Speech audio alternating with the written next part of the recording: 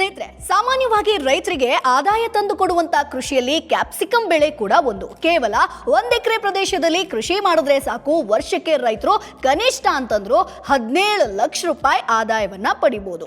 ಹಸಿರು, ಕೆಂಪು, ಹಳದಿ ಬಣ್ಣಗಳ ಕ್ಯಾಪ್ಸಿಕಂಗೆ ಜಾಗತಿಕವಾಗಿ ಜೊತೆಗೆ ಸ್ಥಳೀಯವಾಗಿ ಒಳ್ಳೆ ಬೇಡಿಕೆ ಇದೆ. ರೈತರೇ ನೀವು ಈ ಕೃಷಿಯನ್ನ ಮಾಡಿದ್ದೆ ಆದ್ರೆ ಒಳ್ಳೆ ಆದಾಯವನ್ನ ಮಾಡಬಹುದು. ಕ್ಯಾಪ್ಸಿಕಂ ಬೆಳೆ ಯಾವುದೇ ಒಂದು ಪ್ರದೇಶದಲ್ಲಾದ್ರೂ ಕೂಡ ಚೆನ್ನಾಗಿ ಬೆಳೆಯುತ್ತೆ. ನಾಟಿ ಮಾಡಿದಂತ 50 ರಿಂದ 65 ದಿನಗಳಲ್ಲಿ ಕಾಯಿ ಕಟಾವನ್ನ ಮಾಡಬಹುದು. ಸುಮಾರು 6 ತಿಂಗಳ ಕಾಲ ನಿರಂತರವಾಗಿ ಇಳುವರಿ ನೀಡ್ತಾ ಬರುತ್ತೆ. ಒಂದು ಸಸಿಯಿಂದ ವರ್ಷಕ್ಕೆ 10 ಕೆಜಿ ಕಾಯಿ ಇಳುವರಿ ಬರುತ್ತೆ ಅಂತ ಅನ್ಕೊಂಡ್ರು ಕೂಡ ಎಕರೆಗೆ 35 ಟನ್ ಇಳುವರಿ ಪಡೆಯೋದಕ್ಕೆ ಸಾಧ್ಯ ಇದೆ. ಸೊ 1 ಕೆಜಿ ಕ್ಯಾಪ್ಸಿಕಂಗೆ 50 ರೂಪಾಯಿ ಅಂತ ಮಾರಾಟ ಮಾಡಿದ್ರು ಕೂಡ 35 ಟನ್ಗೆ 17 ಲಕ್ಷಕ್ಕೂ ಅಧಿಕ ಆದಾಯ ಬರುತ್ತೆ. ಇದರಲ್ಲಿ ಬೀಜ, ಸಸಿ, ಪಾಲಿ ಹೌಸ್, ಕಾರ್ಮಿಕರಾಗಿರ್ಬೋದು, ಅದಕ್ಕೆ ಕೊಡುವಂತ ನೀರಾಗಿರ್ಬೋದು, ಗೊಬ್ಬರ ಆಗಿರ್ಬೋದು, ಅಥವಾ ಏನ್ ರಾಸಾಯನಿಕ ಕೊಡ್ತೀವೋ ಅದೆಲ್ಲದಕ್ಕೂ ಕೂಡ ಖರ್ಚು 5 ಲಕ್ಷ ತೆಗೆದ್ರು ಅಂತಂದ್ರೂ ಕೂಡ ವರ್ಷಕ್ಕೆ 12 ಲಕ್ಷ ರೂಪಾಯಿ ರೈತರ ಕೈ ಸೇರುತ್ತೆ.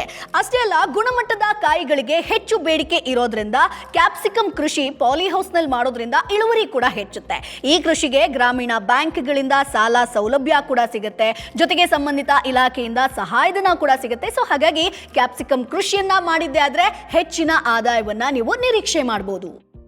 Boss Vala, B the boss.